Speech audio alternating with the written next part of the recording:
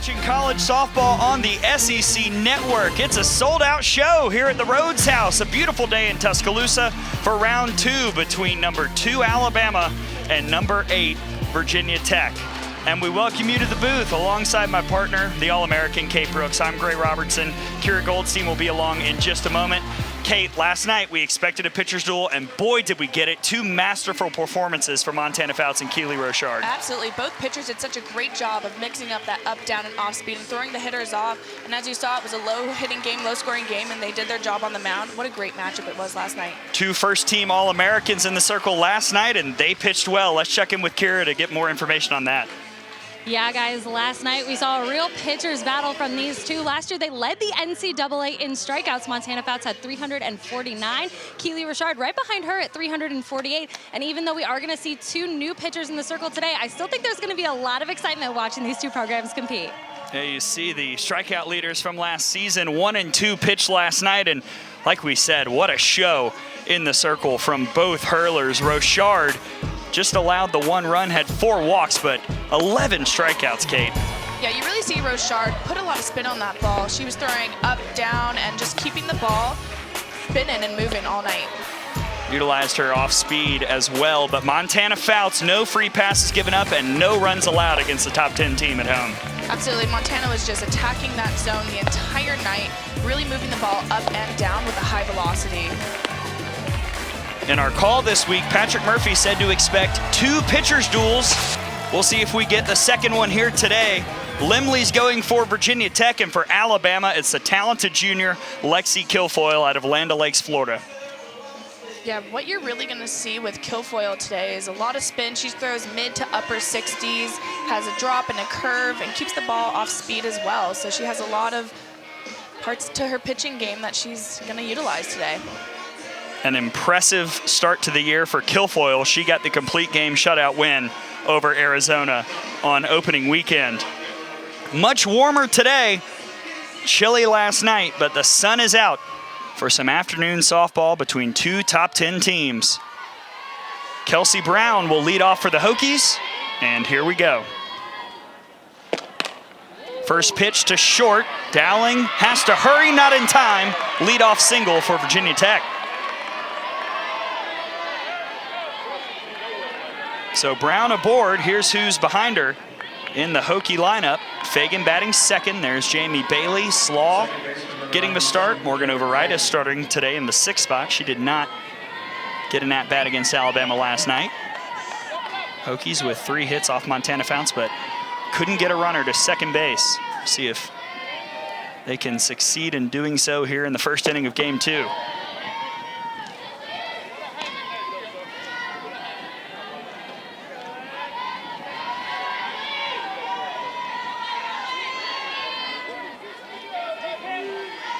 Cameron Fagan at the plate, sophomore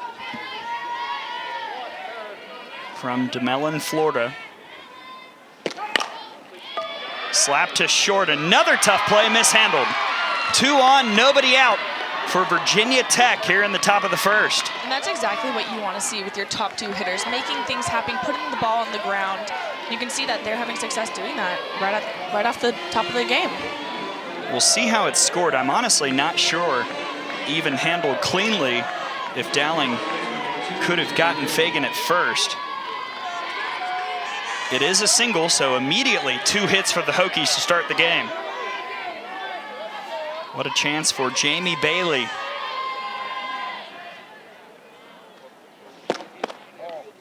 Ball 1 to start to the junior to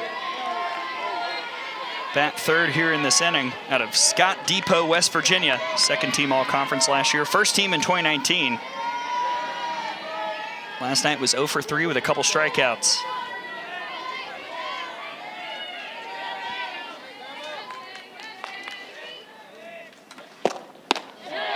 Off-speed pitch, did she go? No, she didn't.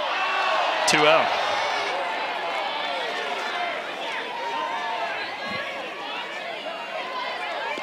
Second game of the day for Virginia Tech. Beat Evansville earlier this morning, 5-1. Keely Rochard got the victory.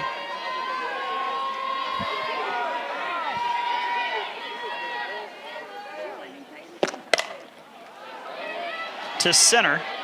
Goodnight can't find it. It drops. Bases loaded for the Hokies with nobody out here in the first.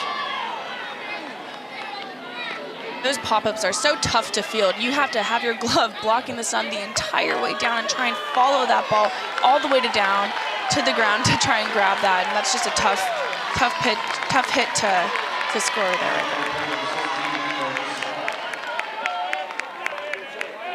there. Single for Bailey. 3 straight singles to start for the Hokies. Here's Meredith Slaw. Virginia Tech trying to put immediate pressure on the Crimson Tide. Swing and a miss. And Kate, if you're a Hokies fan, this is exactly what you want to see. You had 3 hits last night against Montana Fouts. Couldn't get a runner to second base. But here in the first inning against Kilfoyle, already some early success. That's something that Virginia Tech does so well, is they're aggressive swingers. We saw that last night. They're still taking their hacks and trying to make things happen. Quickly 0-2 to Slaw out of Warsaw, Virginia.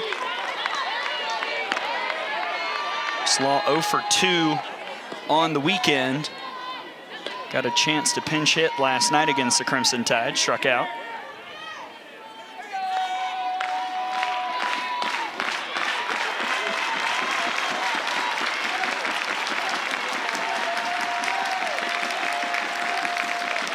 Oh, 2 fouled off. Kilfoyle does such a great job with that pitch. That's her screw drop. You'll see that ball breaking to the lower outside part of the plate against Slaw. So much in the repertoire for Lexi Kilfoyle.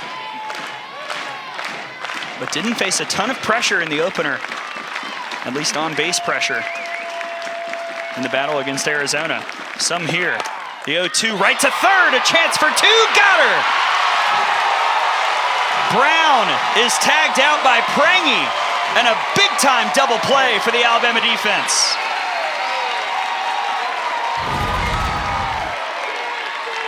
That was a great play right there. She was just on top of that attacking. Nothing you can do as a runner. You stayed outside on the foul line and just try and get back as quickly as possible, and not quickly enough on that one. Here's the Alabama defense. Outfield Johnson, Goodnight, Woodard.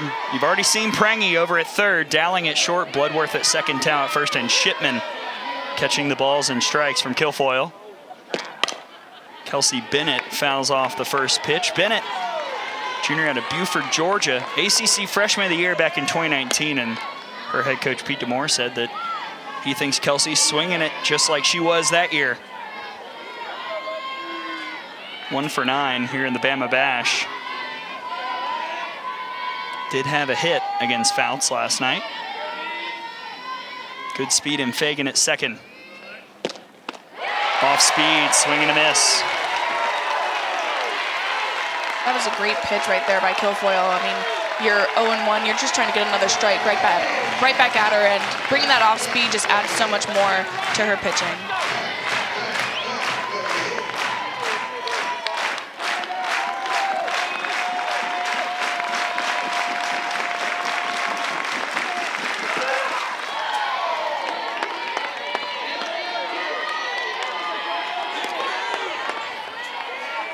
Bennett second on the team in batting average as it stands right now. Thompson OBP trying to keep the inning going. Hokies do not want to waste this chance here in the top of the first. Popped up. Shipman tracking. Catch made. Lexi Kilfoyle Houdini's her way out of a bases loaded, no out situation. Scoreless in Tuscaloosa. Bama Bats coming up when we get back.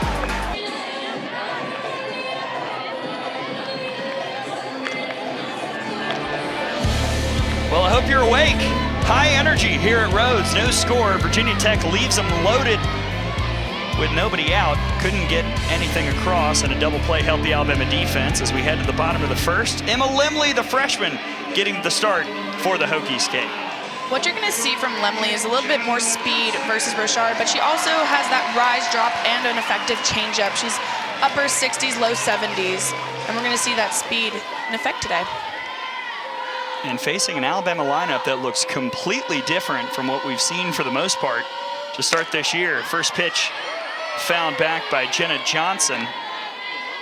But Patrick Murphy shuffling the pieces a bit on this Saturday afternoon. You see Ashley Prangy in the 2-hole today. Dallas Goodnight is the flex, so she is out in center field. Lexi Kilfoyle hitting for herself down in the 8th spot.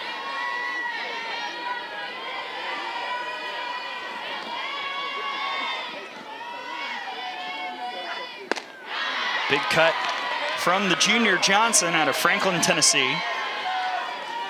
Last night was 0 for 2 against the Hokies with a walk and a couple Ks. 1 for 4 overall here in the Bama Bash.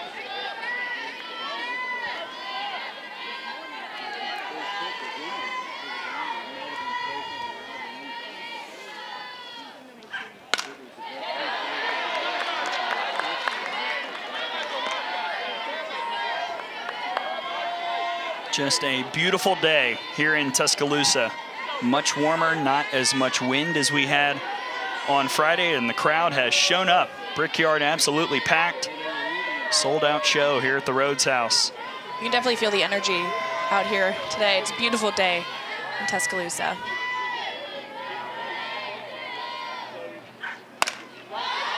Popped up and foul again. And we talked about Emma Lemley, how both coaches think, just like last night, this could be a pitcher's duel as well. And what a chance this is for the freshman. Second weekend of her collegiate career, going on the road and pitching against a top 5 team. Absolutely, and she's just been attacking the zone on this first hitter right here and really showing her speed off. One more 0-2. Right in there for a called strike 3. Johnson goes down looking.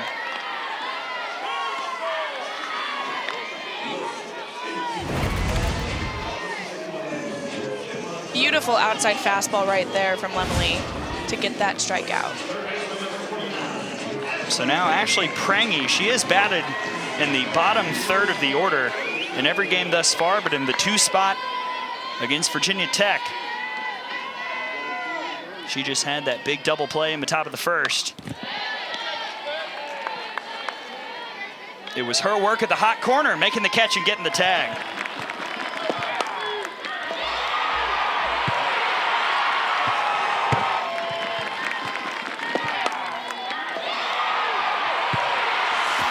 And as we often see, when you make a great defensive play, usually you're due up in the next inning.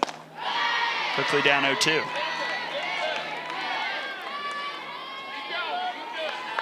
Prangy, the Ohio State transfer. Senior out of Indiana, second team All-Big Ten in 2019.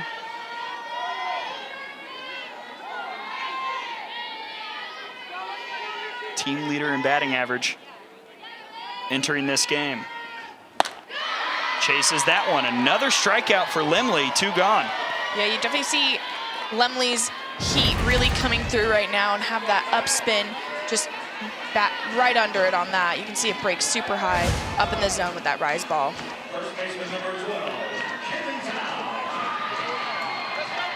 Two gone for the 3-time All-American Kaylee Tao. Final year of eligibility here at Alabama.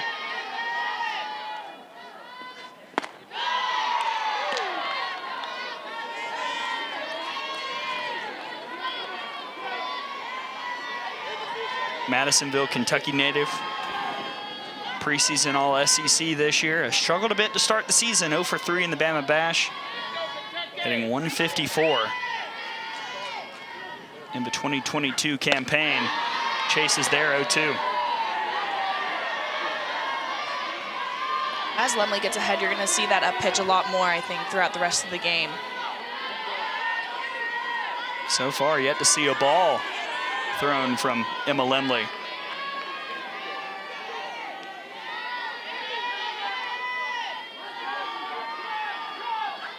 Oh, 2, swing and a miss. Lemley answers back, strikes out the side. Buckle in, folks, we might have another pitching duel. Off to the second, no score, Virginia Tech and Alabama Emma Lemley doing work in the circle for the Hokies.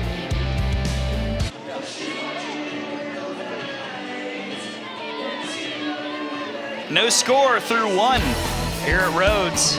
Number 8 Virginia Tech trying to get revenge after number 2 Alabama won last night's meeting 1-0. Head coach Pete Demore has really done a nice job with this program in his 4th season in Blacksburg, previously at Kennesaw State. 2019 ACC Coach of the Year. Had his team just a game away from the Women's College World Series a season ago. And his team, I thought, showed really great fight. After everybody went home, Virginia Tech still had one more game last night against Middle Tennessee, and it was a Bree Peck walk-off 2-run blast that gave the Hokies the 3-2 win. That 2-run homer followed a triple by Emma Ritter. Morgan Overitis to left. Johnson doesn't have to move, 1 gone.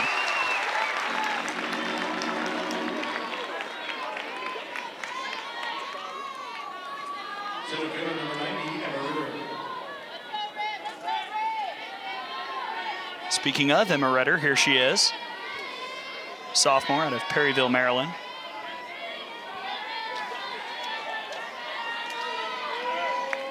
Two for 7 in the Bama Bash with that triple that drove in the run last night against Middle Tennessee.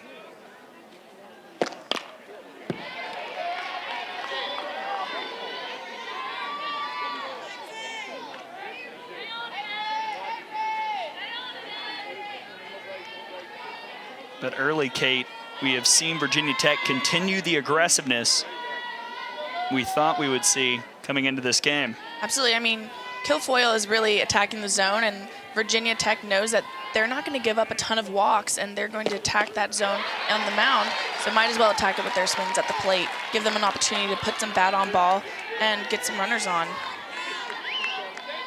Hokies were taking big hacks last night against Fouts, doing so again here against Kilfoyle.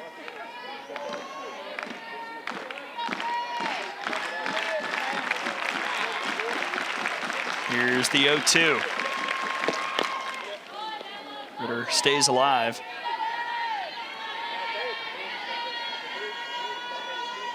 What we see from Fouts is a lot more up pitches. She also has that great drop ball. Kilfoyle definitely keeps the ball low, so we'll probably see a lot of ground balls today, maybe through the infield. We'll see.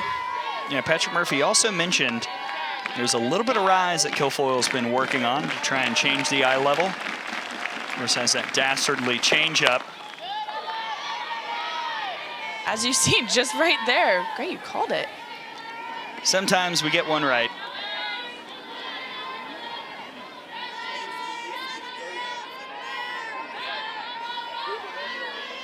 Kilfoyle has also been great in this event in the Bama Bash. 21 innings pitched, a .67 ERA all time that was entering this game. Up the middle, this will be another tough play for Dowling. The throw is late, Ritter's aboard. Like I said, you're going to see those ground balls hitting it hard into the ground. As you can see, that ball is traveling pretty high up in the air, which gives the runner so much more time to get to first base. So that's a great tactic, is just hit it hard in the ground, give yourself time to get on base and be safe. Out comes Patrick Murphy. Quick word to the defense. But you're right, that is the second or third time we have seen a ball hit that high. That's probably not pleasing to the Hall of Famer Patrick Murphy, a decade ago, leading this team and this program to a national championship.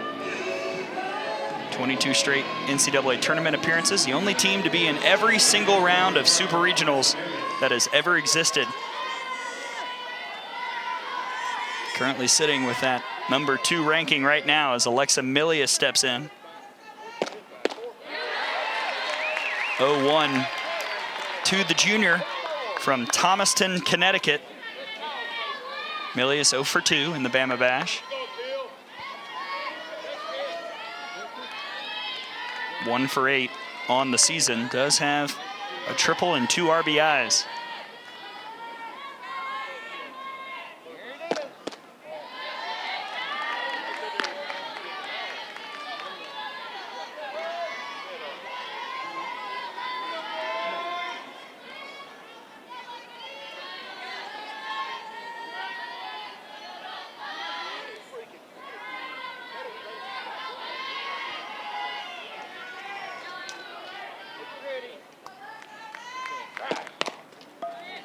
to third. Prangy in time. One gone as Ritter moves to second.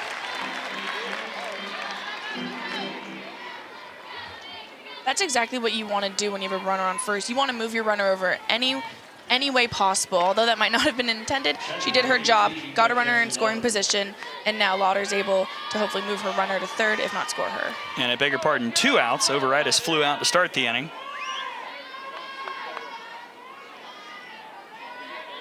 But a chance with a runner in scoring position for the 9-hitter, Mackenzie Lauder. Lauder, the senior out of South Boston, Virginia.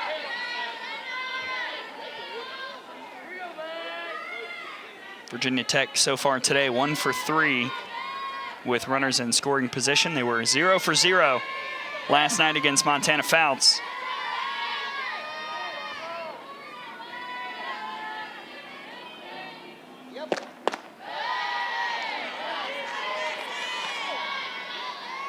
But Lauder, one of those players that Coach DeMoore said is swinging a really, really strong bat.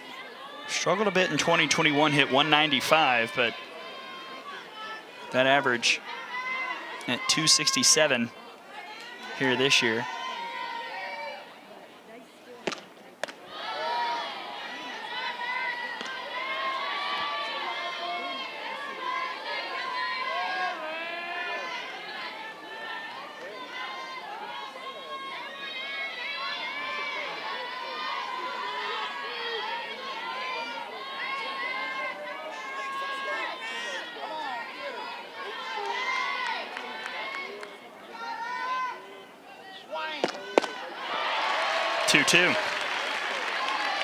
What's so effective about an off-speed pitch is it just makes the hitter's timing, throws it off just a little bit, then you can come back in with that hard down ball.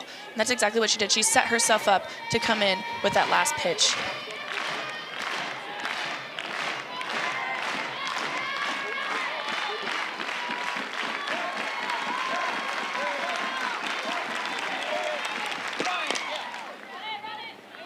Foul.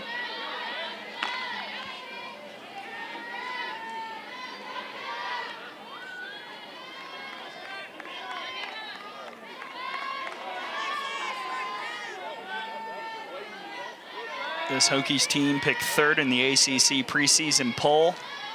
Talk more about the conference later on, but a league that has gotten quite deep here in 2022.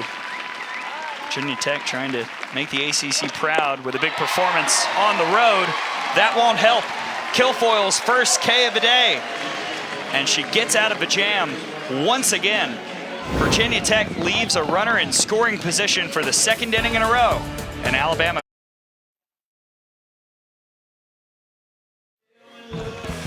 Scoreless in Tuscaloosa, Allie Shipman set to lead off the bottom of the second, and boy, did she have an impressive day one of the Bama Bash. RBI single against Evansville, and then a 2-run blast against the Purple Aces.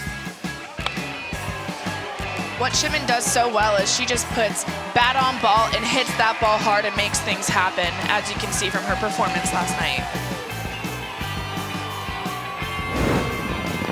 And we know Shipman will go after the first pitch more often than not. She does there, fouled back. Let's check in with Kira. Yeah, Allie Shipman, you know, she comes from a really athletic family. She has 2 sisters, Amanda and Madison, and they both played softball. And then her brother Billy also played football at Cal Poly SLO. So just an athletic family all around. Really, really talented player. Yeah, Maddie down doing coverage for ESPN as part of the St. Pete Clearwater Elite Invitational. She was on the call for that epic battle between UCLA and Northwestern that the Wildcats won in walk-off fashion. And I'm sure has a side screen up, checking out Sister Allie, hitting 400. Tennessee transfer out of Valencia, California. Another strikeout for Limley. She's got 4. What you're seeing with Lumley is just her really attacking that zone. As you can see, 0-2, that ball's right there. It's definitely moving, and she's throwing with that heat. Attacking the zone is right. Now check that, Shipman stepping back in the box, perhaps was an illegal pitch called.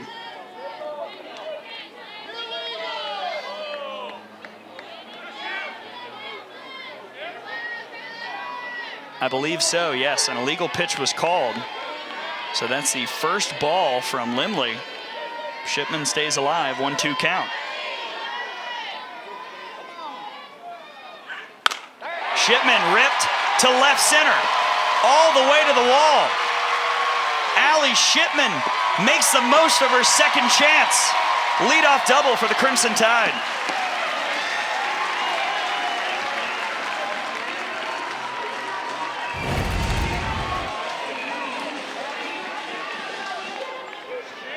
What you're going to see is an illegal pitch on that last one. And coming right back with that power double to the left center part of the field. Patrick Murphy has said that is Shipman's sweet spot. And now she's in scoring position for Bailey Dowling, sophomore from St. Joseph, Illinois. Aggressive hack from Dowling. She was 0 for 3.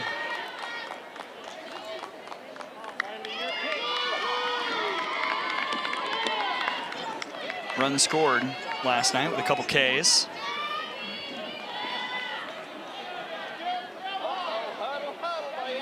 And now some discussion perhaps was another illegal pitch called.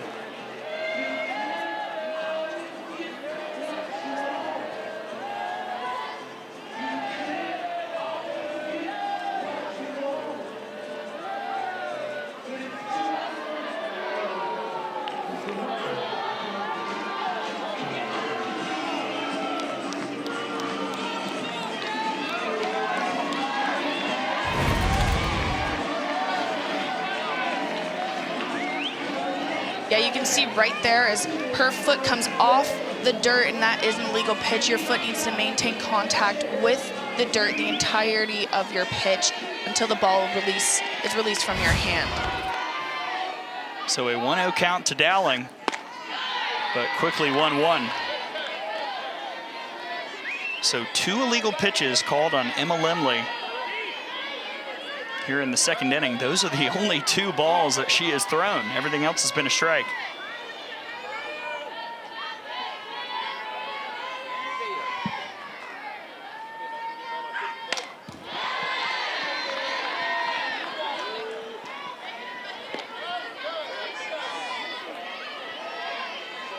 So if you're a pitcher, Kate, mentally, how do you come back from that? I mean, you had the strikeout on Shipman, illegal pitch is called, you give up a double, you get ahead of Dowling.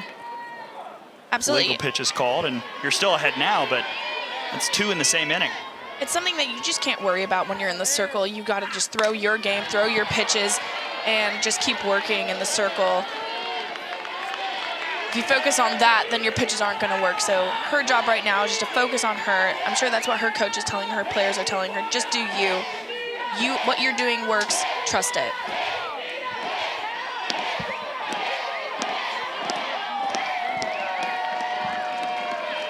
The 1-2. Skied foul. Dowling stays alive.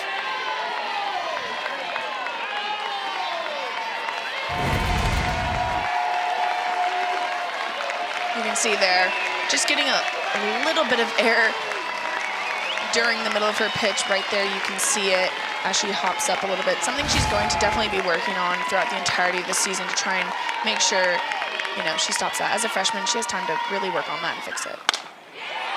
Dowling in the air to left, and Brown had to scoot to catch it. 1 gone.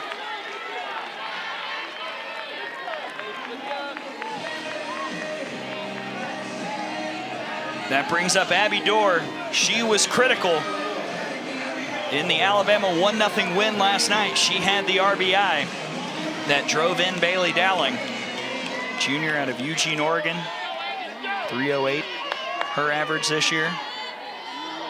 2 of 5 in the Bama Bash. 0-1.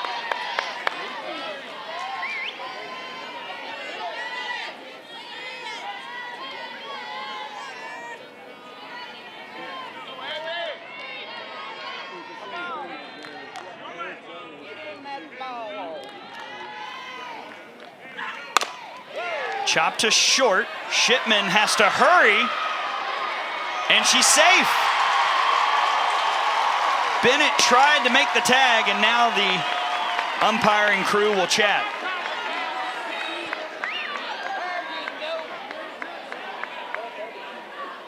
And now Shipman called out. We'll take another look. Shipman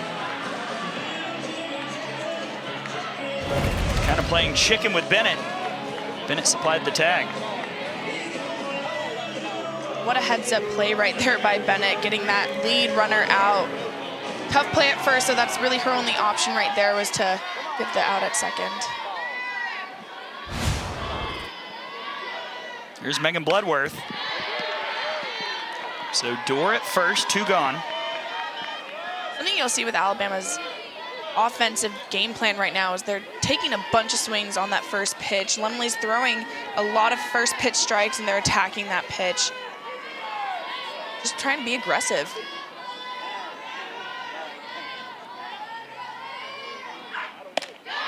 Bloodworth goes after the rise, 0-2. Freshman out of Cordell, Georgia. After a sparkling opening weekend, a little bit more of a struggle here in week 2, 0 for 4 with a couple strikeouts. Does have an RBI here in the bash.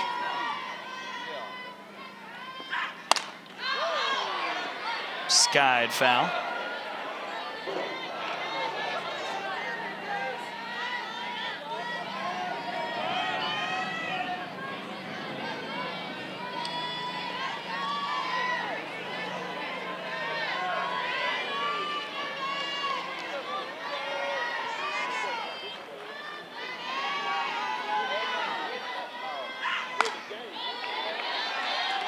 Again, hammered foul.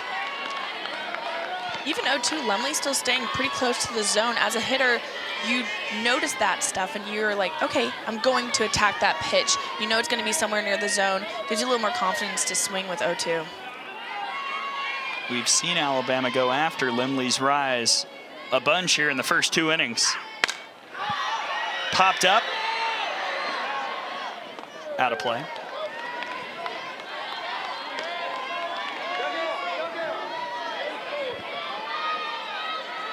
Alabama last night against the Hokies was 1 for 4 with runners in scoring position and 1 for 9 with runners on base. Today 0 for 2 in this inning in both categories.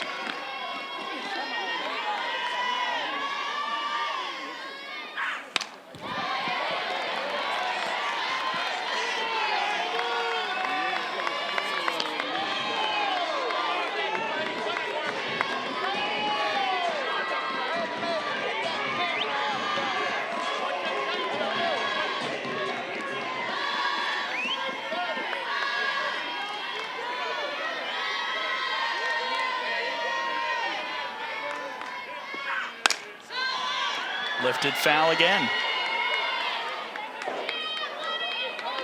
Great job by Bloodworth, just staying in there, taking her hack, seeing as many pitches as she can. And really staying on top of that up pitch from Lumley. 8th pitch of the at-bat. They've all been strikes thus far. There's another one. Limley gets the K. She's got 4, and we've played 2. Alabama can't make do with the leadoff double. Off to the third.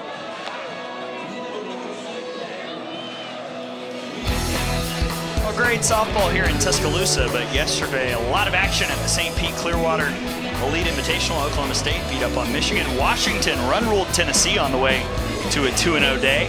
Florida State beat Texas. South Florida got a 7-0 win over Notre Dame. LSU run-ruled Oklahoma State. Talked about it earlier. Northwestern walked off UCLA, and other good games today. Bruins beat Auburn 9-0.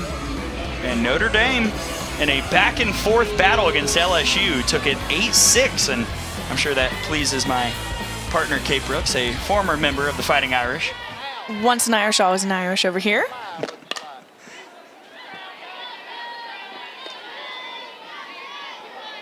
Yeah, we were talking about it as we were walking in today. Just a tough slate when you go to Clearwater. Almost everybody's ranked, and Notre Dame has found a way to battle and get a big win, I should say, to close out that tournament. Lots of ACC, SEC matchups today, sounds like. Yeah, one here, that one, a couple others in progress across the country.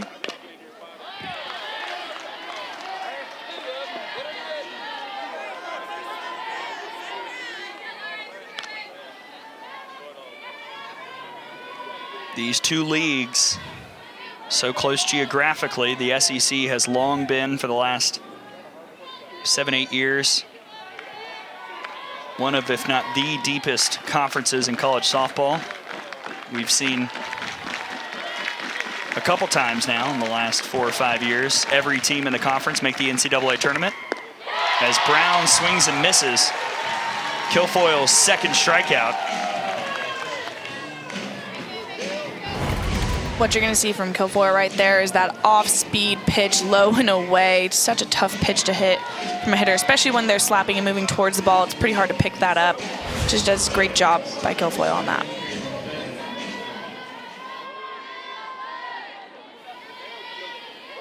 Now Cameron Fagan steps in.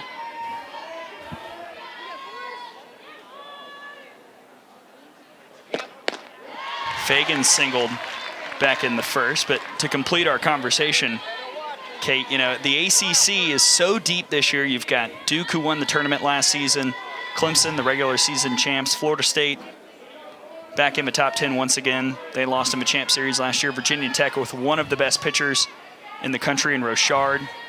NC State, Georgia Tech. Just a lot of squads getting better. Notre Dame, you know they'll be there. Absolutely. It's a great conference, and it was so fun to play in as well. And, you know, now that there's so many more teams being added and just making it deeper, what a great round of softball across the country even. And it will help everybody with all those teams improving. That conference RPI will get higher come tournament time. You see the graphic there. Florida State has looked dominant in the first 2 weekends of the season. They will play UCLA to close out the St. Pete Clearwater Elite Invitational tomorrow night.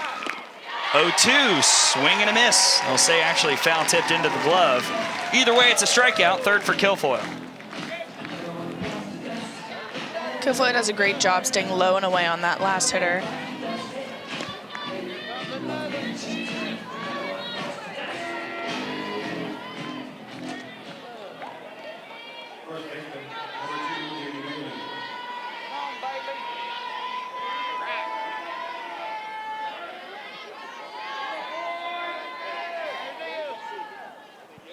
Here's Jamie Bailey.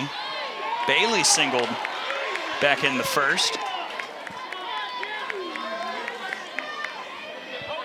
That was that ball hit out to center that Goodnight lost in the sunlight.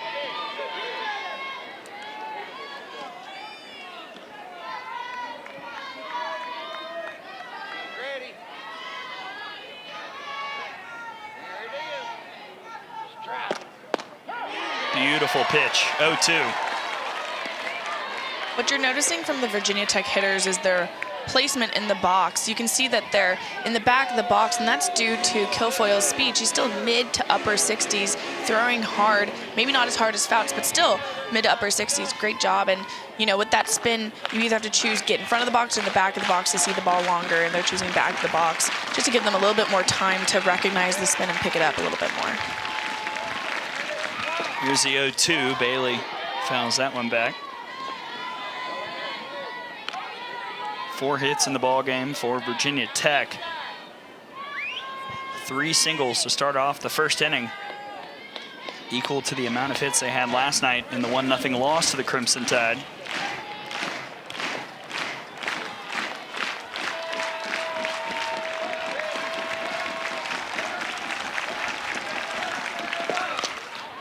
Bailey stays alive.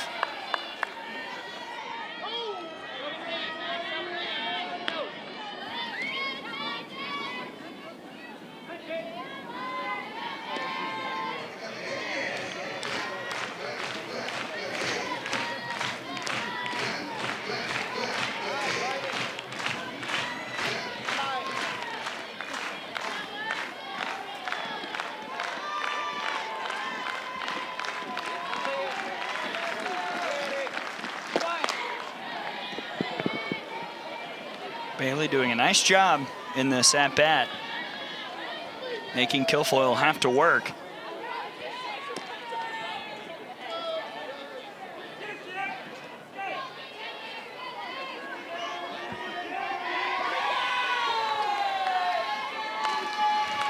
The wind has picked up here at Rhodes, starting to blow in from left to right.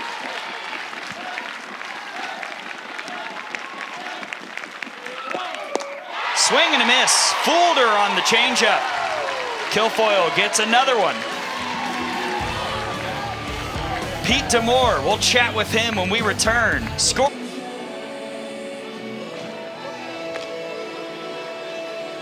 Scoreless between number 8 Virginia Tech and number 2 Alabama off to the bottom of the third. Pleased to be joined by the head coach of the Hokies, Pete Demore. Coach, your pitcher, Emma Lemley, looking fantastic here in this start. How important was it for her to get a start this early in her collegiate career in an atmosphere like this? Yeah, it's a big deal. That's partly why we came down here, so we can play in an environment like this and get ready for the rest of the season. Coach, what is your guys' offensive approach against Kilfoyle today? Well, she's hitting the knees. We got to try to get the ball in the air, which is easier said than done. But, you know, with a drop ball pitcher, you got to try to miss underneath it. Some are and some aren't. Thank you, Coach. Good luck the rest of the way. You got it. Thank you. That is Virginia Tech head coach Pete Demore. And boy, has it been impressive from Emma Lemley. 31 pitches, 29 strikes. She's had 2 balls called because they were both illegal pitches. And now we'll see what she can do against the other hurler, Lexi Kilfoyle, batting in the 8th spot for the Crimson Tide.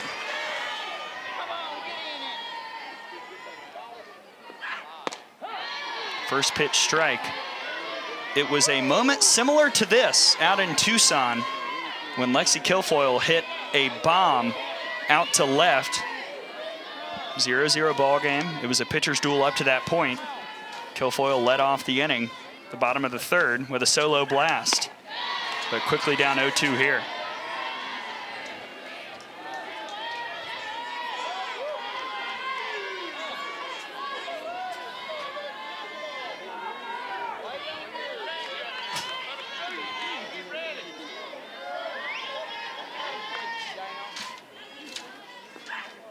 Swing and a miss, got her on the rise. 1 down, Lemley's 5th strikeout. Lemley's really just doing a great job of making those hitters swing at her rise ball today, breaking it hard up in the zone. Tough to recognize that pitch as a hitter, especially when your pitcher's throwing upper 60s like Lemley is. Now to the 9 spot, Savannah Woodard.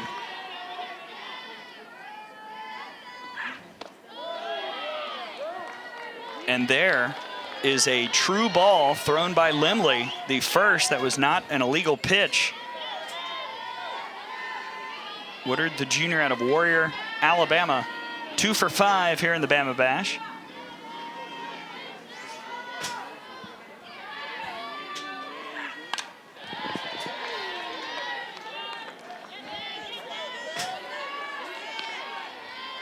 One thing you'll see with pitchers who have such great spin, as both teams do on the diamond today, is that it does not have to be a technical strike for it to be effective. As you can see, the ball is moving out of the zone. It's so effective because it looks like it's going to be a strike and moves out, which makes it such a tough pitch to hit as a hitter. Yeah, our colleague at ESPN, the great Michelle Smith, always says the best pitchers are the ones that make you swing at balls. Lemley has done just that. 5 strikeouts thus far.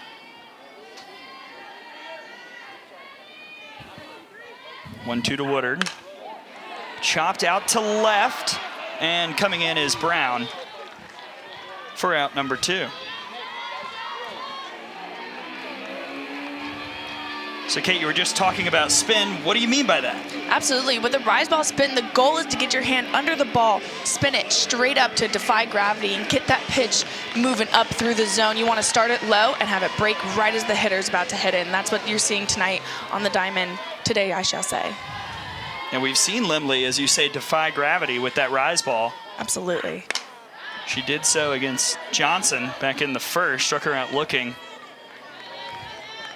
Threw a couple rise balls and then caught her with the fastball on the outside edge. But now it's all about adjustments for the Alabama offense the second time through.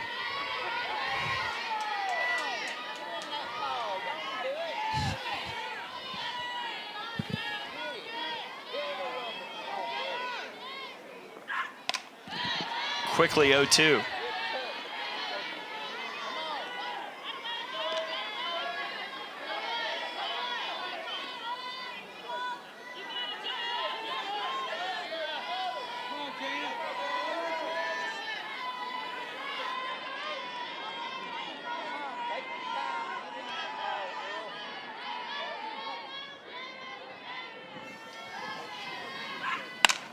Johnson, that's fair. Squirts past Bailey. Jenna's heading for second. 2-out double for the Crimson Tide. And maybe, just maybe, Alabama sparking something against Lemley here in the bottom of the third.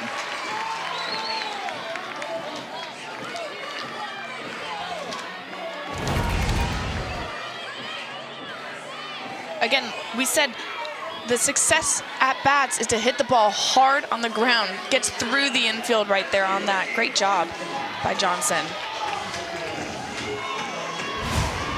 2 hits for Alabama today, both doubles. Johnson in scoring position for Ashley Prangy, who struck out in the first. Called strike 1.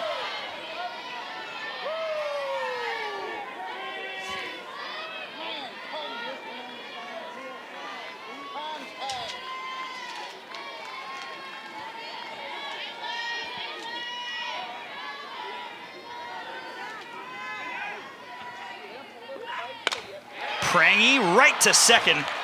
Catch made by Fagan. Side retired. Alabama strands a runner in scoring position. Still even at 0. Off to the 4th.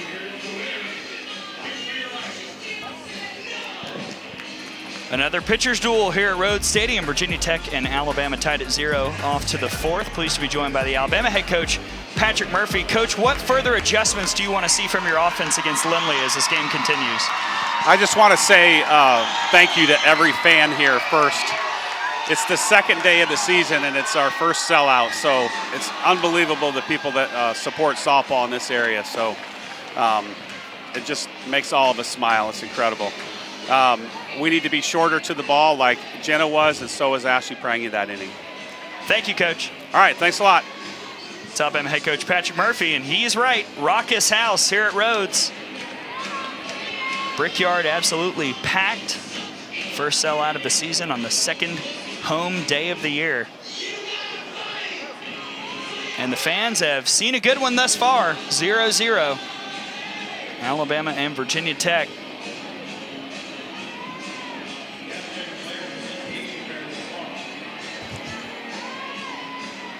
Four, 5, 6 due up for the Hokies, Slaw, Bennett, and Overitis.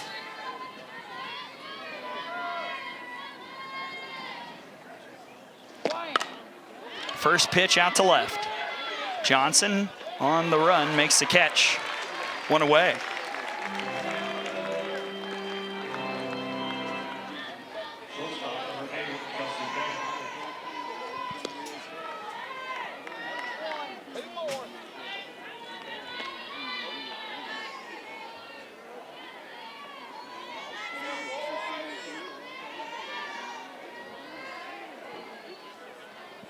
Now Kelsey Bennett, she fouled out back in the first.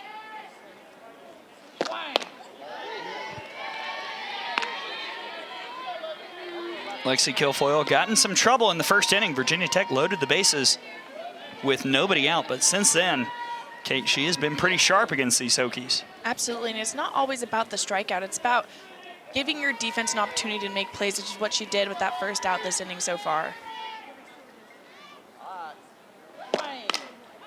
Popped up again. Dowling perhaps having some issues with the sun, but still makes the catch. 2 gone.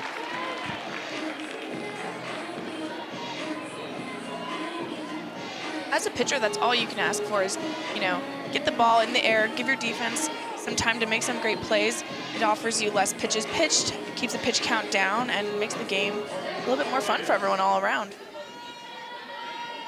Defense didn't have to do a ton of work behind Montana Fouts. It was 11 strikeouts, 5 assists from Dowling, a couple putouts elsewhere in the infield.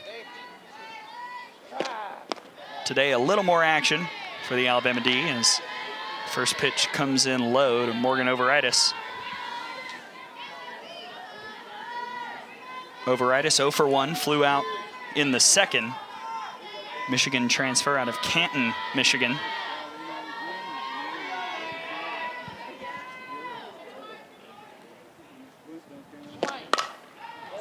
Back up the middle, base hit. Overitis aboard. Virginia Tech has a base runner with 2 outs after the first hit of the year from Morgan Overitis. You can see Virginia Tech's approach is just to hit the ball hard on the ground, and that's exactly what she did. What she learned from the past 2 at-bats was 2 girls back-to-back popped up. Your goal as the next hitter is to hit the ball hard on the ground and make them make a play. Emma Ritter singled back in the second.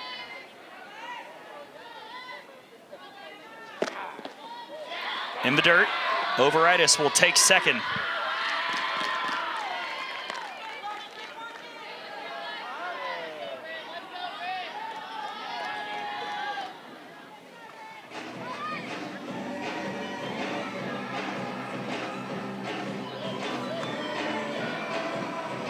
Right now, they're just trying to slow the game down a little bit, calm it down, and just take a step back, slow the tempo, and reset.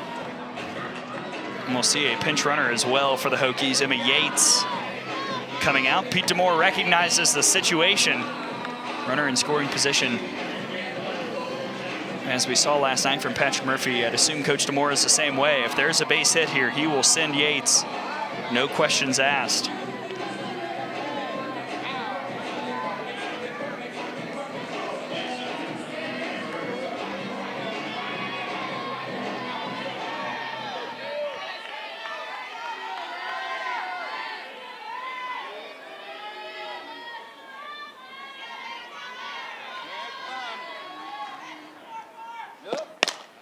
Back to the circle. Kilfoyle handles it cleanly.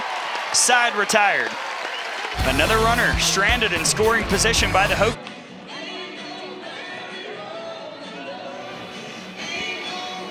We're headed into the bottom of the 4th. We're scoreless here in Rhodes House, and it is packed. There have been a record number of season tickets sold. Coach Murphy mentioned it earlier. He's so excited to see so many people out here packing the stadium, bringing the energy. All the coaches, all the players are super excited to get a chance to practice in this high-energy stadium and feel the vibes here at Rhodes House. Yeah, looks like a good time out there in the Brickyard. Not nearly as cold as it was on Friday.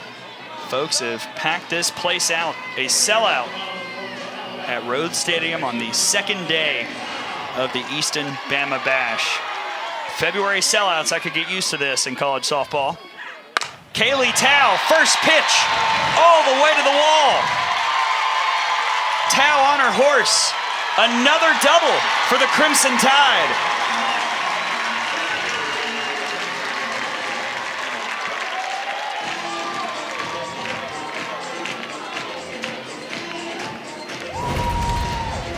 Tao does a great job staying on top of this pitch and just taking it all the way to right center, hitting it hard. 3 hits for the Crimson Tide, 3 doubles. And maybe a big one for Tao, who's trying to get off the early season schneid. Here's Allie Shipman. She has one of those 3 doubles. That was back in the second. First pitch fouled back.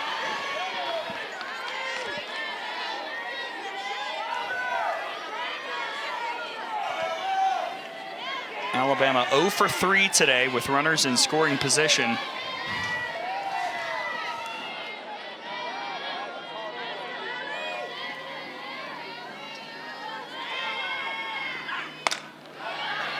Quickly, Shipman down 0-2.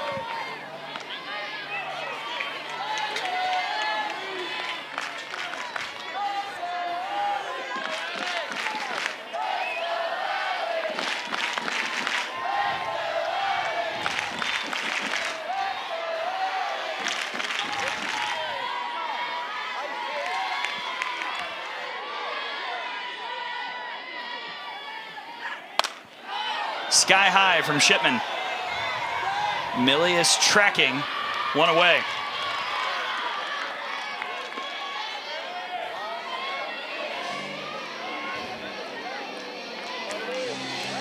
One thing the Alabama hitters are going to need to do when they know they're seeing an up pitcher is get on top of that ball. As a pitcher, she's doing exactly what she needs to do on the mound, getting those pop-ups on that rise ball. As a hitter, you're thinking down through the ball, get on top of it. That's where you get success. See if Dowling can do that. First pitch fouled back. Dowling flew out in the second. Alabama trying to take advantage of one of these doubles. Third, the Tide is hit here in the first 4 innings. Dowling's approach right now is hit the ball to the right side to move her runner over. Now out comes Patrick Murphy to chat with Dowling.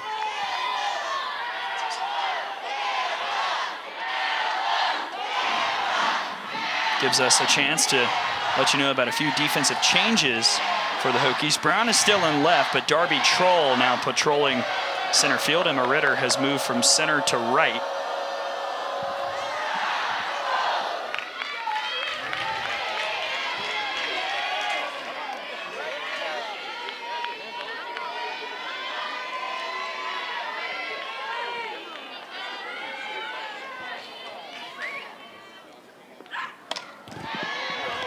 Oh, 2.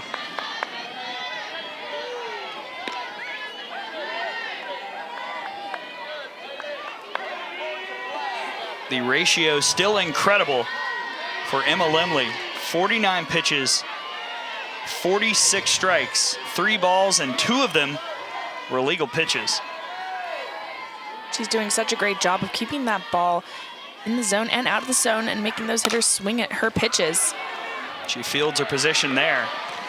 Dowling retired. Shipman, or I should say Tao, heads to third with 2 gone. And that's exactly what she's trying to do. She's, as a hitter, Dowling's trying to move that runner over, hit it to the right side, almost like a sacrifice to move that runner over. And now Abby Dorr, we talked about it her first time up.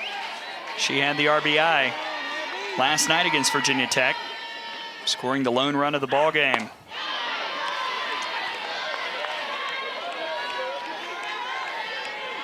Hit into a fielder's choice back in the second.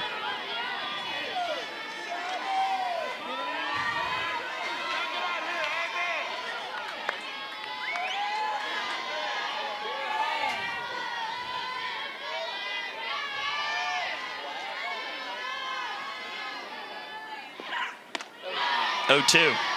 You can see Dorr making her adjustments. You see her feet a little bit more up in the box on that last swing, and she's showing bunt a little bit ahead of time, not to show bunt, but to get her timing down, keep her hands short to the ball. When you have Lemley throwing hard and with a lot of spin, you want to keep your hands short, stay on top of the ball, and swing down through it. But they did call an illegal pitch, so almost like a practice swing for Dorr. 1-1 count.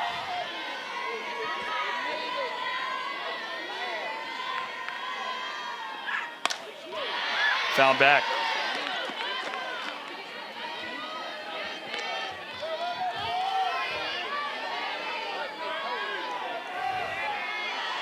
Kaylee Tao over at third. After the leadoff double, 3 hits for the Crimson Tide, all 2-baggers. Looking for the timely one from Abby Dorr. Stays alive.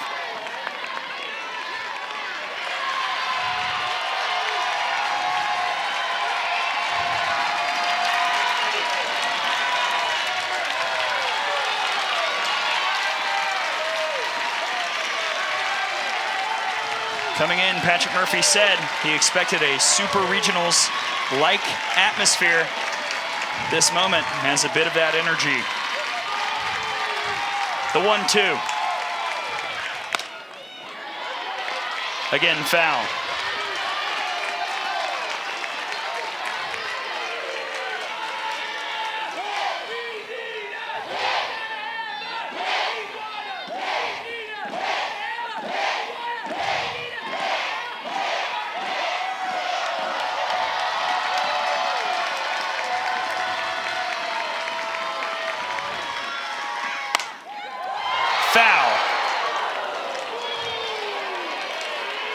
Dorr did not miss by much.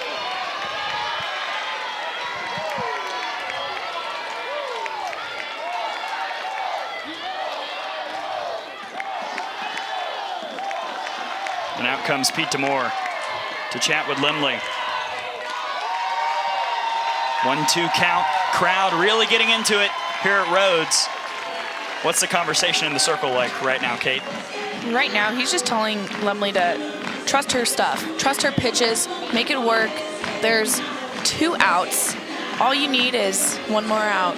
Get out of it, and that's exactly what she's been doing all day, and she knows that's what she knows how to do. Get herself out of this jam. She's prepped, she's ready. It's a great learning opportunity too to get under her belt.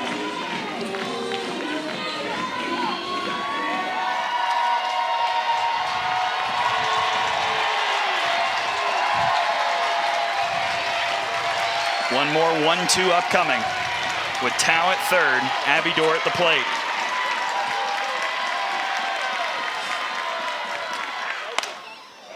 In the air to left, tailing away from Brown. She can't get there.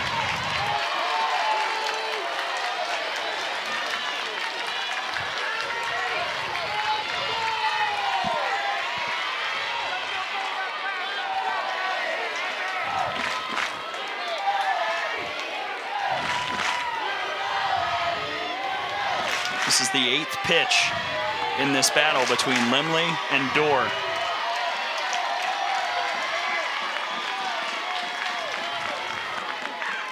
Swing and a miss. Limley gets the strikeout. Still scoreless. Off to the 5th, 6th K. If someone comes along and stands in your way, then we know just what to say. Do your thing, just do your thing. So do your thing. Do your thing, just do your thing. So do your thing.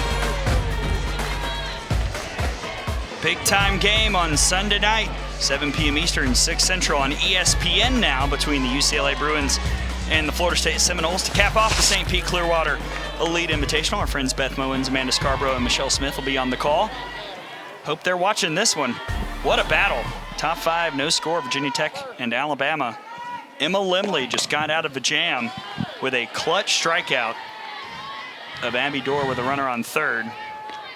Tied 0 for 7 in this game with runners on base.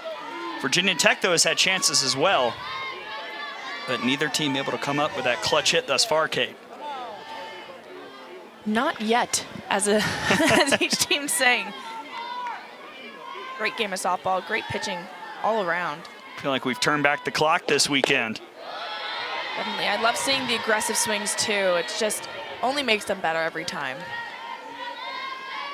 It's 8-9-1 for the Hokies. Alexa Milius grounded out in the second.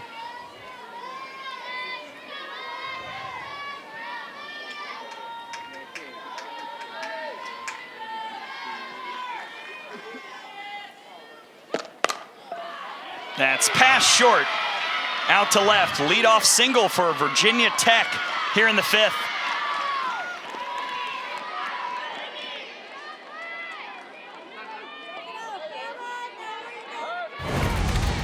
Milius does a great job staying on top of that and hitting it just in the perfect place, 5-6 hole right there. Tough to get from the shortstop.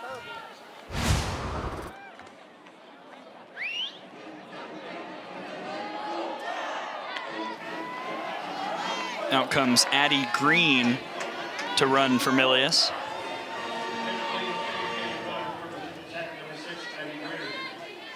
Nine-hitter Mackenzie Lauder due up. Last night we talked about it, Kate. Virginia Tech had some chances to maybe play some small ball. We didn't see it much, but with the game playing out similarly to last night's battle, could we potentially see Lauder try and lay something down? I'd love to see them expand their offensive game, adding in some short balls with those bunts, especially with Kilfoyle, who throws lower in the zone. It's a little bit easier to get those bunts down. Here we go. Lauder couldn't get it down, 0-1.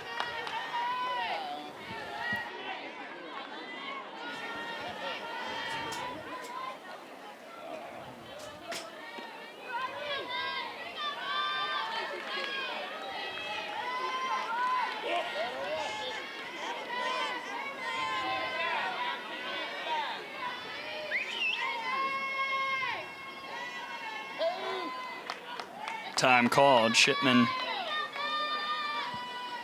will chat with Kilfoyle. Let's check in with Kira.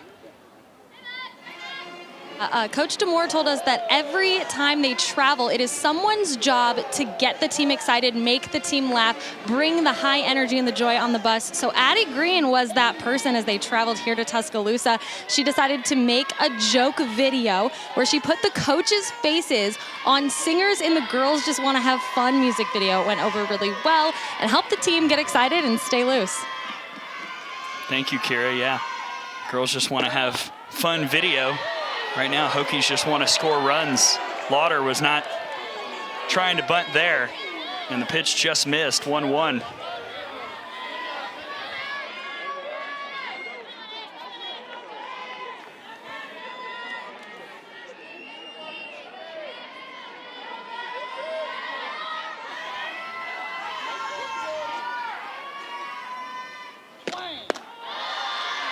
Touch low, 2-1. And a nice job by Lauder holding up.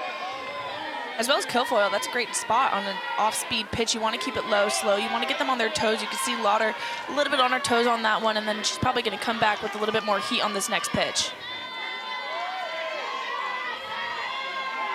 You can feel the tension rising here at Rhodes as we go later and later in the game. Fouled off, 2-2.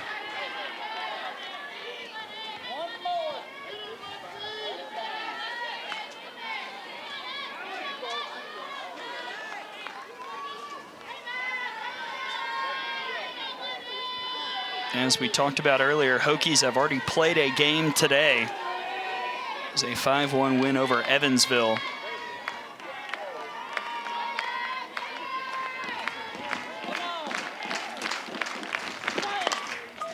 Foul again. Alabama will have one more. We'll have the coverage of that 30 minutes after this one. Alabama and Middle Tennessee for the first time this weekend.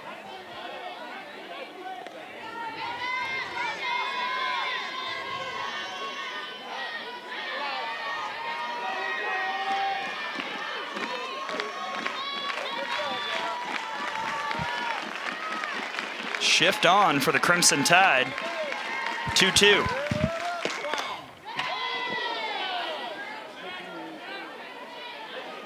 Interesting, Kate, to see Alabama go with the shift to the left this late in the count. Absolutely. I mean, they're shifting based on what their pitcher's throwing. So as a hitter, you probably know they're going to bust you inside, and that's with that knowledge, you got to get your hands out in front and try and hit the ball up the middle to beat the shift. Well, now the shift called off. Bloodworth back to a regular position at second.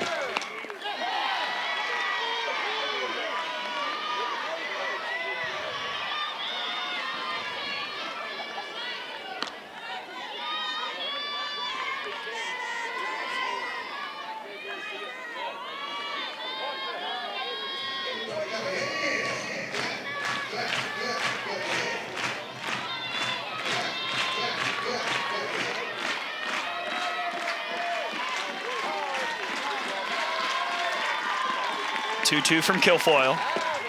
Swing and a miss. Big time strikeout. Number 5. One gone. Kilfoyle does such a great job setting it up. She hits her inside, and then she goes outside with that slight off-speed pitch off the plate. Exactly the perfect placement for that.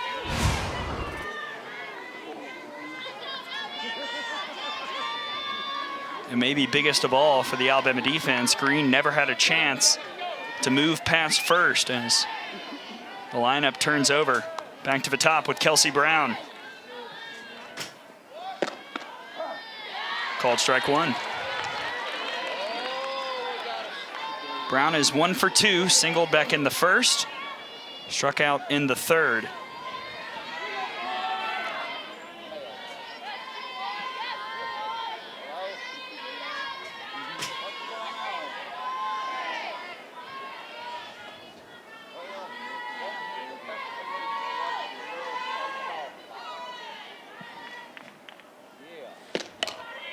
Bunt laid down, Prangy, no play. Beautifully done by Kelsey Brown, 2 on 1 out. You can see Brown was just scanning the defense that entire time. As a slapper, you have so many options. You can slap it hard, you can bunt it, you can be a sneaky bunt. She just dropped that bunt down, placed it perfectly down the third baseline, as you'll see right there. With her speed, nothing that Prangy could do with that last bunt. So Green at second, Brown at first, Cameron Fagan at the plate. 1 for 2 day.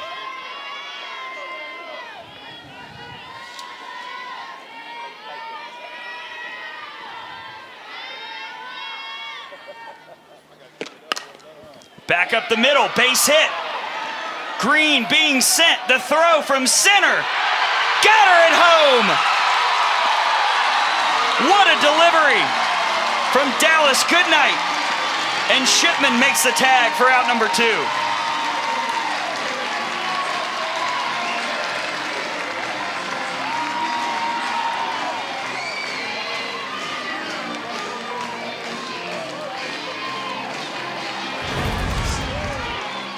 You can see Goodnight right there.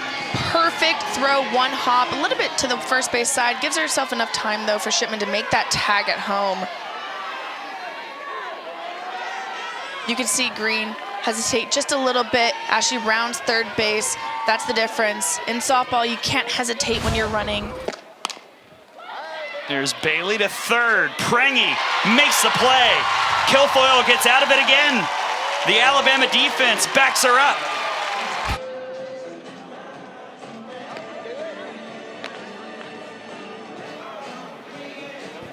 Well, Alabama makes a big play defensively to get out of the top of the 5th jam. Dallas Goodnight rifles a throw home. Tag applied by Shipman to get the pinch runner, Addie Green, and you saw the Alabama defense fired up after that play. You can see Green slightly hesitate as she's rounding third, and that's the difference between safe and out. As a runner, you cannot hesitate. You have to just go for it, and that was the difference maker in that last play.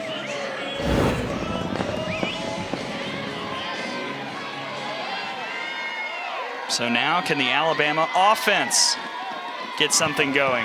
7-8-9, Bloodworth, Kilfoyle, Woodard, Bloodworth, hammered foul.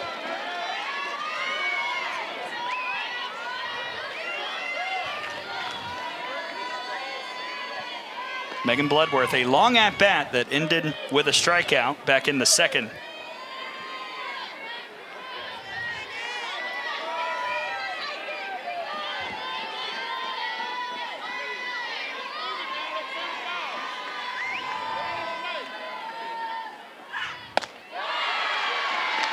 And one of the first times we have seen Alabama truly lay off the rise for a ball.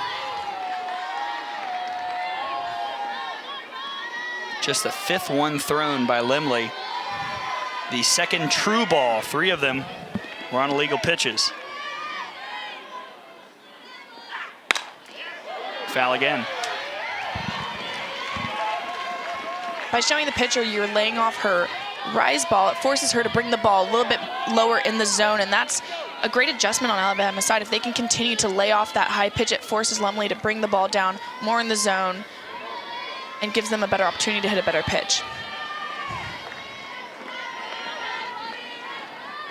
3 hits for the Crimson Tide today, all doubles. But have not gotten the timely one to score a run. Foul again.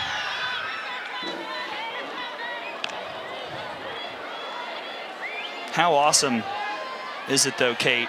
We're in the 2nd weekend of the year. It is February, and we've got big-time softball like this happening between 2 of the best teams in the country. Not only that, but what a great stadium today. The energy is here. It's beautiful outside. It just brings that end of season fire that we feel at the beginning of the season and helps these players be more seasoned and ready to go for postseason as well.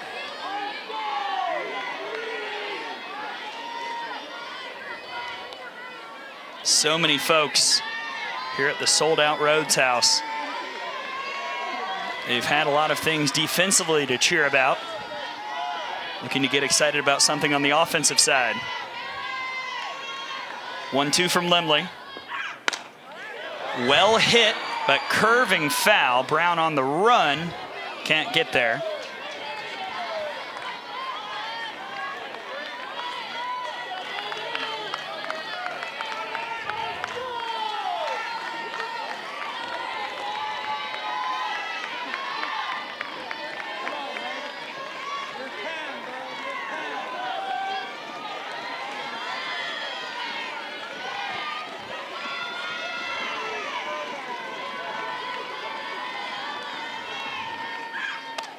2-2.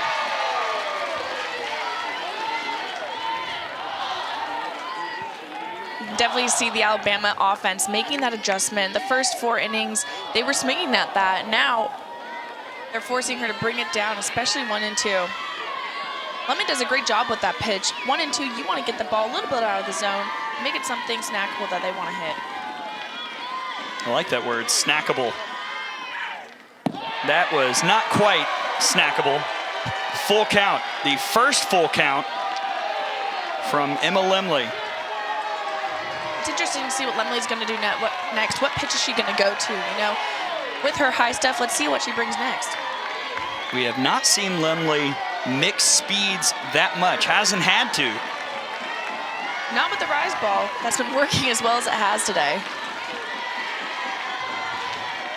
Payoff. Bloodworth to left. Drifting back on the warning track. Caught by Brown for out number 1.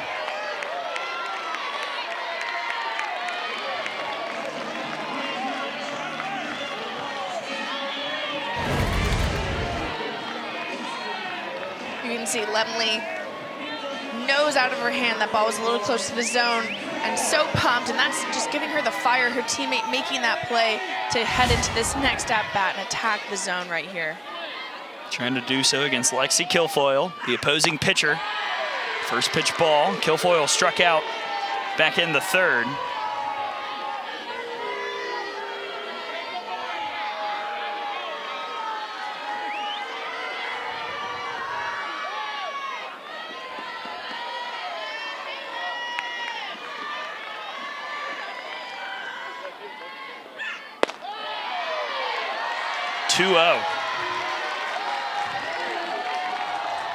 Great eyes by Kilfoyle, forcing Lemley to bring the ball down in the zone. A little bit of an over adjustment right there on that low pitch. See what Lemley does next.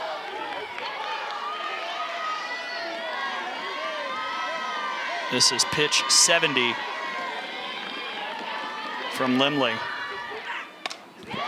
Fouled straight back, 2-1. Kate, it almost seems like there's just a different feel for the Crimson Tide here in this inning, that they're more confident at the plate right here with a better approach. Absolutely. They're also taking some deep breaths and slowing the game down, and that's exactly what you need to do when you have someone who throws with such high velocity and great spin. Slow the game down. Take your hacks, watch your best pitches. You can see Rochard there warming up in the bullpen. Might make an entrance in the later part of this game. I would think if the Hokies can grab a lead going into perhaps the 7th, we might see Rochard come in to close it out. But Lemley's throwing a great game overall today. Yeah, this has been an impressive performance from the freshman out of Forest, Virginia. Number 30 recruit in the 2021 class, according to Extra Innings Softball. High praise from Patrick Murphy and Pete Demore coming into this weekend, and she has backed it up.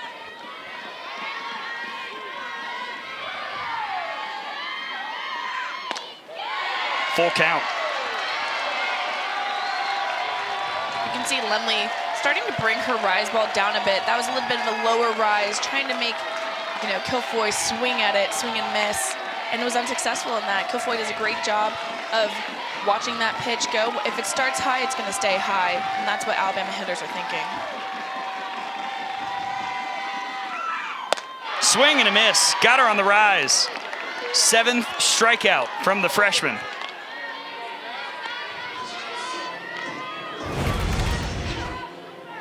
Lemley just setting her up just a slightly higher pitch. Great pitch by Lemley. You can see how much height that ball is getting. It starts so low and breaks high at such a high velocity. Such a tough pitch to hit from a hitter's perspective. To the 9 hitter, Savannah Woodard. Woodard checks that one foul. Alabama's right fielder 0 for 1 in this game. Flew out to left back in the 3rd. Something to also note is that you see the sun right there, how it starts really bright out there, and as it gets towards the hitter, it's pretty dark, so that's also something as a hitter, tough to pick up these pitches, especially when someone throws with high spin and high velocity. You might lose it when it enters the shadows. How do you make that adjustment if you're at the plate? Can you? It's very tough. You just got to focus, eyes on the ball the entire time, head down when you're making your swings.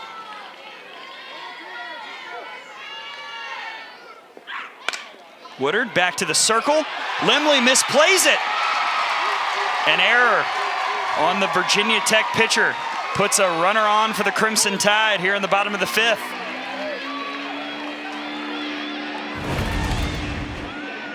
You can see right there, that ball just has a bit of spin on it, loses it, nothing you can really do on that.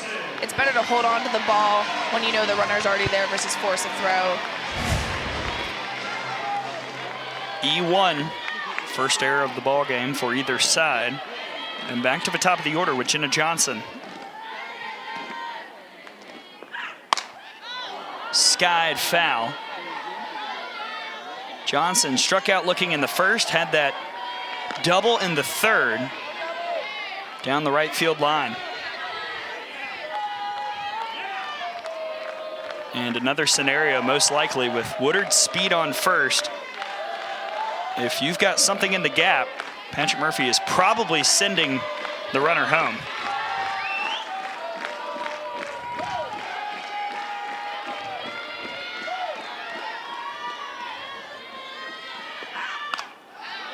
Oh, 2. I mean, we've talked about it, Kate. In a game like this, if you have even the slightest chance to score a run, you have to take it. That's why I don't blame Pete Demore whatsoever for sending Green on that chance earlier in the game. Especially with such a low-hitting game, you must take those chances and go for it. As they say, you got to risk it to get the biscuit. That was a popular phrase a couple years ago at Alabama, one of the team mottos. Popped up by Johnson. Bailey is there. Side retired. Still dueling, still scoreless. Off to the 6th. And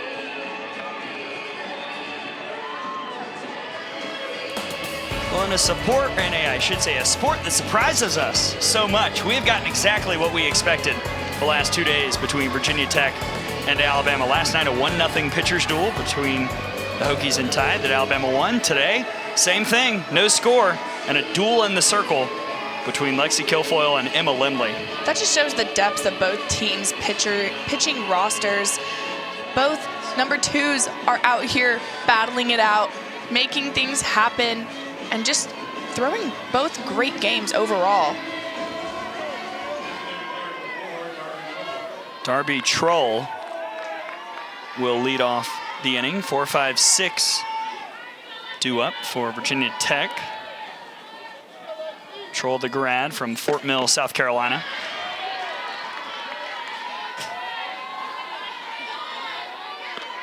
Troll started 50 games last year, hit .246, but 0 for 5 here in the 2022 campaign.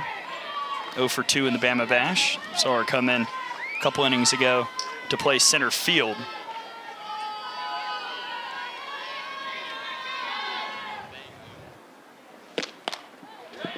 Quickly down 0-2.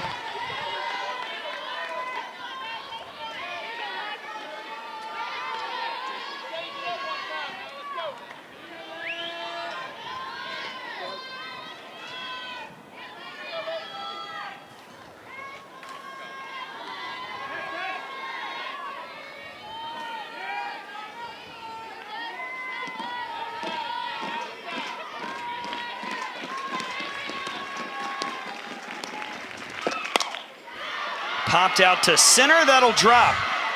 Troll aboard. Lead off on for the Hokies here in the 6th. And she does exactly what Coach Pete Demore was talking about, getting a little bit of elevation as she swings through that low pitch right there. Awesome job. Third time Virginia Tech has had the leadoff on.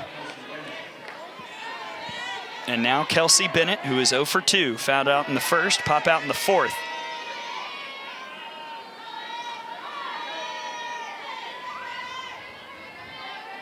That was the 9th hit for the Hokies against Kilfoyle. Back to the circle. The throw to second is in time. Kilfoyle had to react quickly. One gone. What a heads-up play by Kilfoyle there to get the lead runner. It's so easy to go to first base. Instead, you see she knows before every pitch exactly what she's going to do. She knows she's going second all the way. Great job by Kilfoyle on that very heads-up play.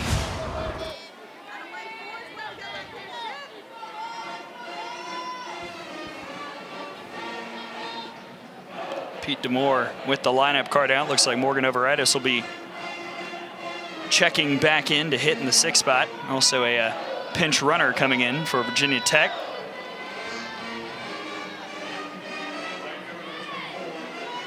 That's Maddie Federico, sophomore out of Midlothian, Virginia.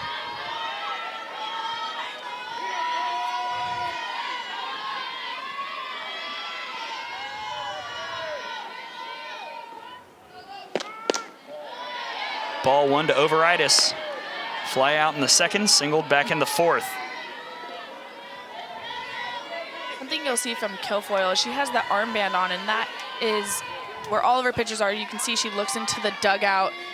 Her coaches on the side are tracking every single pitch that she is throwing, and they have all the record of every pitch she's thrown to every single hitter, all the swings and misses. They know exactly what pitch she's going to and have that data on her. Yeah, that's pitching coach Stephanie Van Brakel Prothro calling the pitches for Kilfoyle.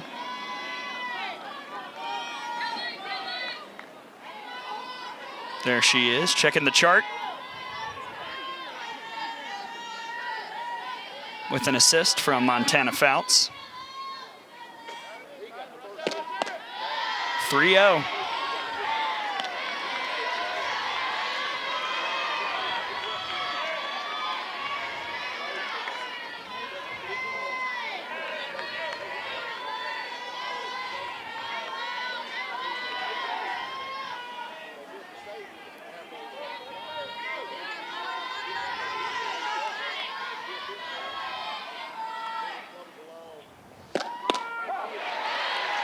Called strike 3-1.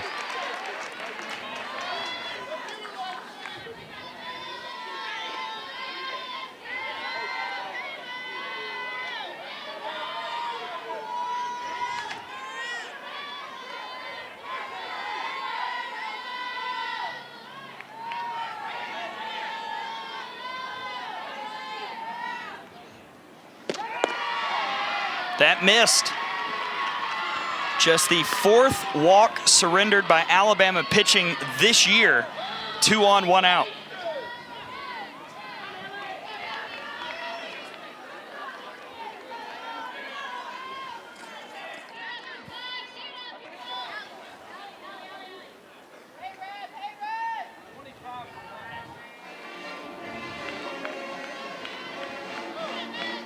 Pinch hitter upcoming for the Hokies. Instead of Ritter, it will be Allie Repko.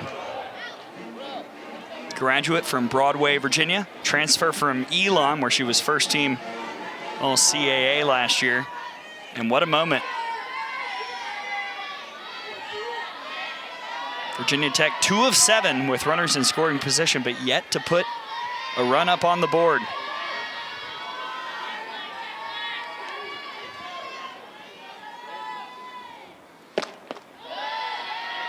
Ball 1. You can see each offense is starting to let a couple more pitches go by. They're not swinging as aggressively necessarily on the first pitch, which is making the pitchers throw even more pitches overall.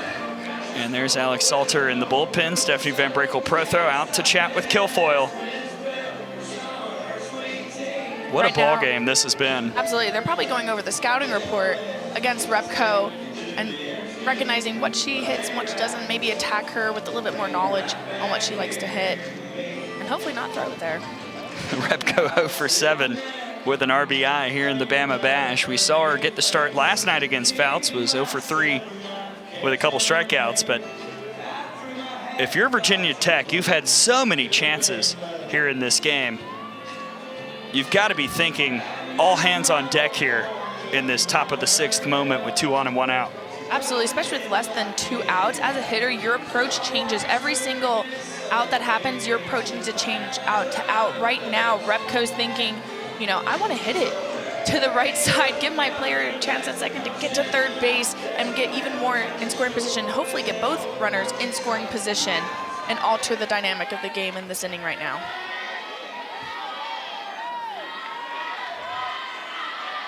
See what Kilfoyle comes back with after the meeting in the circle.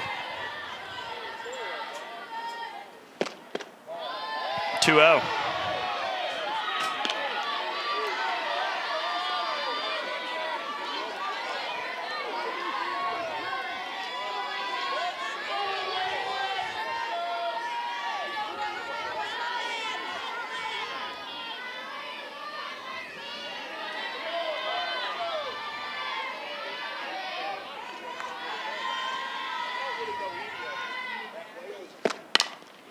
To second, chance for 2. Bloodworth will throw to first.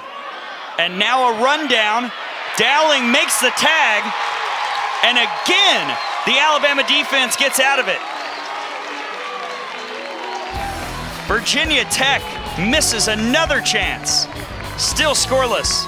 Off to the bottom of the 6th as the Alabama infield makes the play behind the pitcher to get the double play.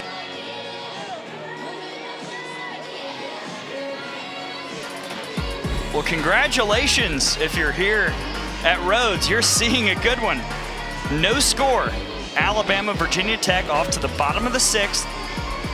Hokies out hitting the Tide 9-3. One Hokie error that did not prove to be costly. 2 big-time double plays by the Crimson Tide has helped keep that Virginia Tech runs column at 0. 2-3-4 due up for Alabama. Prangy, Tao, Shipman. Prangy ripped to right. Leadoff single for Ashley Prangy.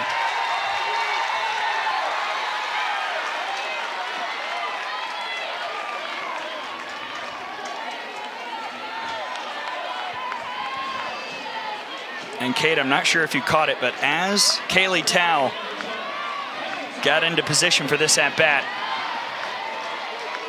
raised her arms a little bit, asking the crowd to get pumped up. Tao's 1 for 2 with the double. She lays down a bunt. Limley will throw to first, but the sacrifice moves Prangy to second. 1 out. And you can see the crowd is just getting into it. Alabama has a runner in scoring position with less than 2 outs. This is the moment that they want. This is exactly what Allie Shipman is ready and trained to do. She is excited for this. She's ready to get in there and make something happen. She's had a great weekend. First games in this stadium in an Alabama uniform. She could be a real hero here. First pitch to left, way back. Shipman gives Alabama the lead. 2-run homer. Tied on top in the bottom of the 6th.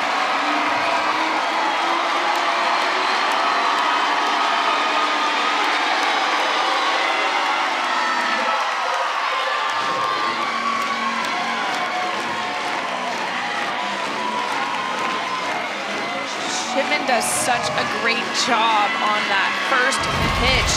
You can see right here, Lemley hits that up and outside. Shipman just gets her hands on top, extended early to hit that over the left field wall. Awesome job by Shipman, attacking early. Both of those last 2 hitters just attacking that first pitch to put Alabama on top.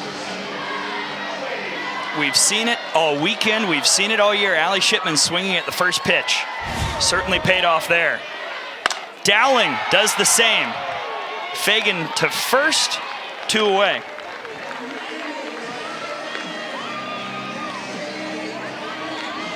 You're definitely seeing the Alabama offense making their adjustments, getting on top of that ball and hitting it hard and down. And that is the trick to hitting a rise ball pitcher, is getting out early, getting your hands on top of the ball so you're able to extend through it. Abby Dorr, 0 for 2. Fielder's choice in the second, strikeout in the 4th. As we look ahead to the 7th, the Hokies will have 9 I should say 8-9-1 due up, Milius, Lauder, and Brown.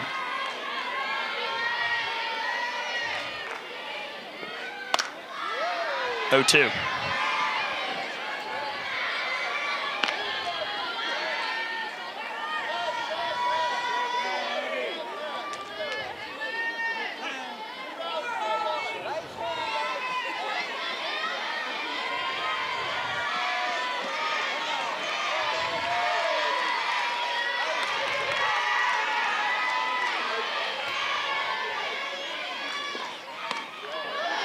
Outside, ball and 2 strikes.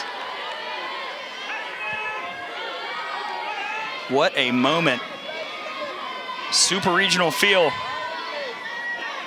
That felt like a postseason moment. We're just in week 2.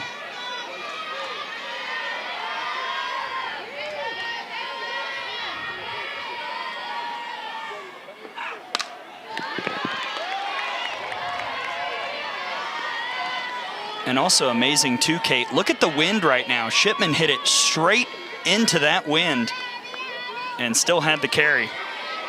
She got all of that by far. She did a great job handling that pitch. And that's not a pitch in the strike zone. That was a great pitch by Lemley. She hit her spot. Shipman just got her hands out in front and hit it over. 1-2 from Lemley. Door to left. Brown tracking. Catch made. But Alabama gets the hit. A 2-run homer from Allie Shipman. The Tennessee transfer excited to wear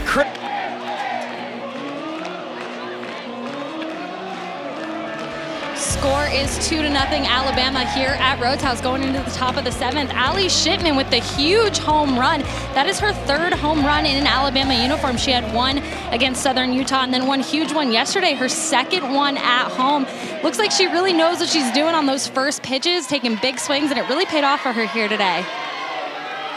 Impact transfers, a big story in college softball, certainly happening for Alabama here this weekend. And now the Hokies will try and answer back.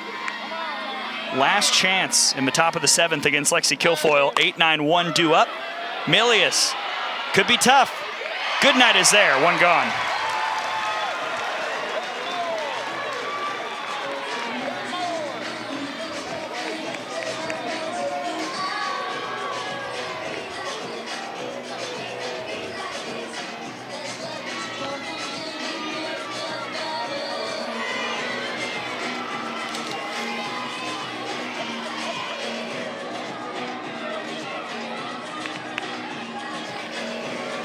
Pinch hitter for the Hokies. It is the hero from last night's walk-off win over Middle Tennessee, Bree Peck, freshman out of Royersford, Pennsylvania. I love to see Coach DeMoore's choice to put in these pinch runners in these types of pinch hitters in these types of situations. He trusts his offensive depth. To have that depth in the offense is so crucial and so important. Getting these girls some extra at-bats throughout the game. Swing and a miss. Peck, 3 of 16 this year. She's got 3 RBIs. That home run last night was a 2-run shot to help beat the Blue Raiders 3-2.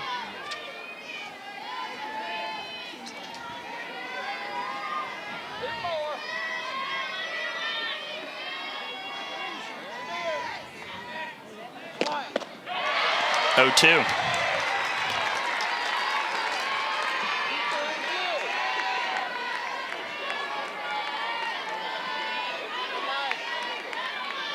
Kilfoyle really attacking that inside corner back-to-back against Peck.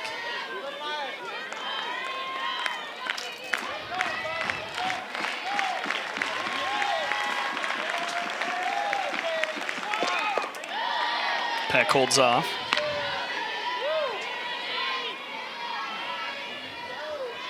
When you look back at the story of this game, until the bottom of the 6th, it was missed chances by both teams. Alabama had 3 doubles, couldn't bring anyone across. Virginia Tech had multiple runners in scoring position all game long. But it was Alabama, it was Allie Shipman that got the timely hit that was needed. And also, don't forget about that play by Dallas Goodnight, throwing out the pinch runner Green back in the 5th.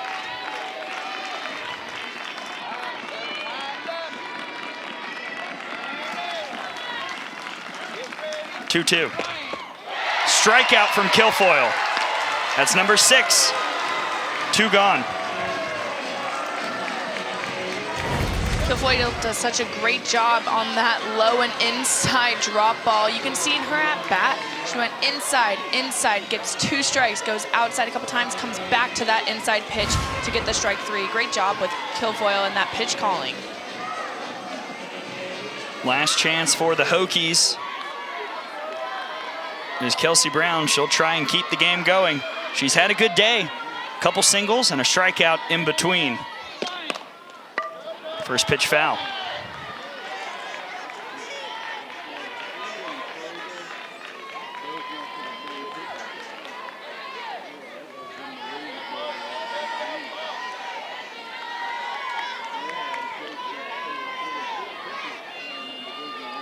And Fagan on deck. She's 2 for 3. So if Brown can get aboard, a window of opportunity for the Hokies in the top of the 7th. 0-2.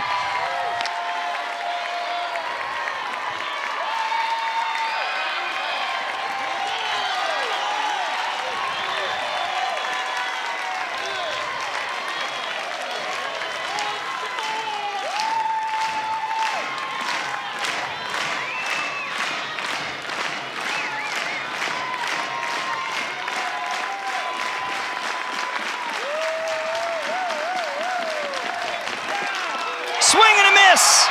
Kilfoyle gets the shutout. Alabama gets the 2-game sweep over Virginia Tech, and the Tide wins it 2-0. Wow, what a ball game, Kate. Absolutely. What a great job on the mound all around, and also with the offensive adjustments that Alabama made. You can see the changes that they made throughout the game, trying to get on top of every ball, trying to lay off the rise ball early in the count. And man, they did a great job of just making those changes, and that's what you want to see at bat to at bat, is those changes made, as well as on the mound, forcing Lemley to keep the ball a little bit lower in the zone and attack those lower pitches versus getting away with the rise ball every swing and miss. It felt old school, and it was the Allie Shipman 2-run homer that was the difference. For Kate Brooks, Kira Goldstein, and our entire crew, I'm Gray Robertson saying so long from Tuscaloosa, where our final score is Alabama 2, Virginia Tech 0. Coming up next, we'll have more softball for you as the Crimson Tide takes on the Middle Tennessee Blue Raiders. Thanks for joining us. This has been a presentation of the SEC ESPN Network. See you in a bit, folks.